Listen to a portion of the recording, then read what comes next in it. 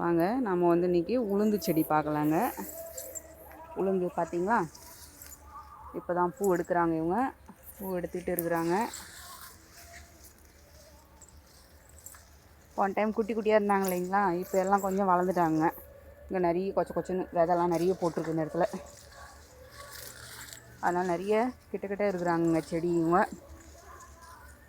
ஒரு சில செடியெலாம் காய்ப்பு வச்சுருக்குதுங்க. இந்த பாருங்க, காய்ப்பு வச்சுருக்கு, பூ எடுத்துருக்கு. இதுதான் தை மாதம்தான் அறுவடை ஆகும்னு நினைக்கிறேங்க. இது ஃபுல்லாகவே இந்த பாருங்க தெரியுதுங்களா, ஒரு 4-5 இருக்குங்க. ஒரு 6-7-8 பிஞ்சு இருக்குது ஒரு செடியில். இந்த வம்பன் 8 தாங்க நம்ம போட்டிருக்கோம். உளுந்து வந்து அதான் ஆஃபீஸில் கொடுத்தாங்க போட சொல்லி, அதான் போட்டிருக்கோம். பார்க்கலாங்க அறுவடை டைமில் எவ்வளோ ஆச்சுன்னு நான் உங்களுக்கு சொல்கிறேன். திரும்பவும் அறுவடை பண்ணும்போது இது வந்து காராமணி போட்டிருக்குங்க. ஒன்று சாலை விட்டுருக்கேன். இப்போ செடி இவங்க வந்துருக்குறாங்க. இன்னும் இவங்க பூ எடுத்து வைக்கல, ஆகும். பாருங்கள், ஃபுல்லாகவே போட்டுருங்க. 7 அடி விட்டு அந்த தோரை போட்டோம் இல்லைங்களா நம்ம, அந்த கேப்பில் வந்து நான் உளுந்து போட்டேங்க. உளுந்து போட்டிருக்கேன். அதிலே சாலா மாதிரி அந்த காராமணி செடி அது போட்டேங்க. கொஞ்சம் இப்போ தாங்க இவங்க இந்த மாதிரி வராங்க. தெரியுதுங்க.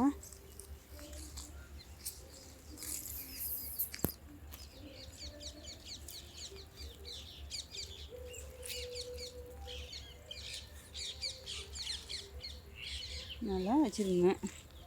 ஒன் டைம் நம்ம மல்லாட்டை போட்டதால சரியாகவே ஈரம் இருந்தால கொஞ்சம் இதுவாகிடுச்சுங்க. அது 1-2 வந்திருக்கு. காய் தெரியல வைக்குமா, நான் காய் வச்சா செடி பிடிங்க ஒரு வாட்டி காமிக்கிறேங்க உங்களுக்கு.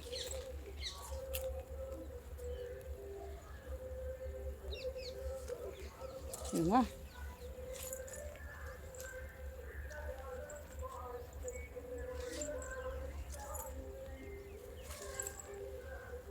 ரொம்ப குட்டியாக தரையில் வந்து கொஞ்சம் தாங்க இருக்குது. இதை பாருங்கள், இவ்வளோ தான் இருக்குது கேப், இவ்வளோ தான்.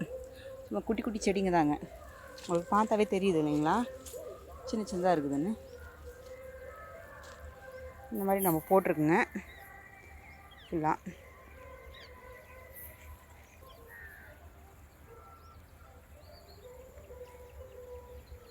இங்கே வந்து பக்கத்தில் காடு இருக்கிறதுனால மயிலெலாம் வருங்க. ஆனால் இப்போ பார்த்தா மயிலை காணோம். இருந்தால் நான் உங்களுக்கு மயில் காமிச்சிருப்பேங்க. மயில் வரும், முயல் வரும், பன்னி குட்டிங்க வரும். மல்லாட்டை போடும்போது பன்னிங்க தான் ரொம்ப அமங்கலம் பண்ணிடுச்சுங்க நமக்கு.